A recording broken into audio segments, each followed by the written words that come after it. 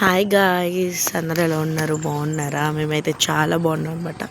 ఇది వచ్చేసి మా ఏటీఎం మోడల్ అనమాట. చూడండి, మా హస్బెండ్ ముల్లంగికి తోటకూరకి అయితే వాటర్ ఇస్తున్నాడు. ఆల్మోస్ట్ వాటర్ అయిపోయి మొక్కలన్నిటికి అయిపోయినాయి. లాస్ట్కి వచ్చేసరికి ముల్లంగికి అండ్ తోటకూర విత్తనాలు పెట్టాము అక్కడ, వాటికి వేస్తున్నారు అనమాట.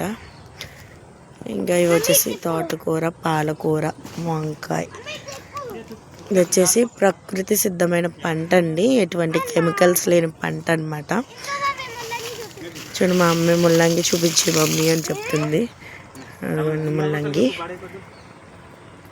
తర్వాత వచ్చేసి ఇక్కడ వచ్చేసి వంగ మొక్కలు, పాలకూర, తర్వాత ఏమో బంతి మొక్కలు, తోటకూర.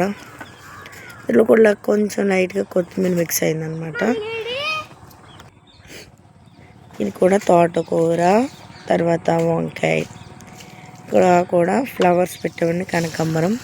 ఇదంతా కూడా మెంతి అన్నమాట. ఇది వచ్చేసి బంతి మొక్కలు. మధ్య మధ్యలో ఫ్లవర్స్ ఎందుకు పెట్టామన్నమాట, కొన్ని అనేక రకమైన పురుగులు ఉంటాయి కదండి, దోమలు అలాంటివి. వాటిని మన తేనెటీగలు తింటాయి అన్నమాట. వాటిని తేనెటీగలు దానికి రావాలంటే మనకి అట్రాక్టివ్ అయిన ఫ్లవర్స్ ఉండాలి. లైక్ బంతి, తర్వాత కలర్ చామంతి కూడా పెట్టాము మేము. తర్వాత కనకాంబరం పెట్టాము. ఇవన్నీ కూడా మంచి కలర్గా వచ్చి వీటిని కొన్ని రకాలైన శత్రు పురుగులను కూడా ఆకర్షిస్తాయి. తర్వాత ఇవన్నీ మేము మిక్స్ ఎందుకు వేసామంటే,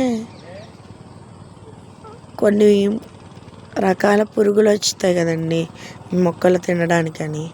అయితే ఒకటే పంట ఉంటే కనుక ఆ ఒక్క పంటనే తినడానికి పురుగులు అనేవి వెళ్ళి వాటిని తినడానికి ఇష్టపడతాయి. అదే ఒకచోట ఇన్ని రకాల పంటలు మనం మిక్స్ చేసి వేస్తే అదేనికి మనం కావాల్సిన గ్రోత్ ప్రమోటర్స్ అలాంటివన్నీ మన ప్రకృతి సిద్ధమైన పంటని ఇస్తే కనుక అవి ఏం చేస్తాయి అన్నమాట, వేటిని తినాలి అనే దానికి కన్ఫ్యూజ్ అయ్యి వాటిని తినకుండా వెళ్ళిపోయే ఛాన్సెస్ ఎక్కువ ఉన్నాయి. కాబట్టి మేము ఇలా ఇచ్చామన్నమాట. తర్వాత ఇక్కడ వచ్చేసి ఆర్గానిక్ బొప్పాయి అనమాట, మీకు చూపిస్తాను కోసిన తర్వాత. ఆర్గానిక్ బొప్పాయి అనమాట.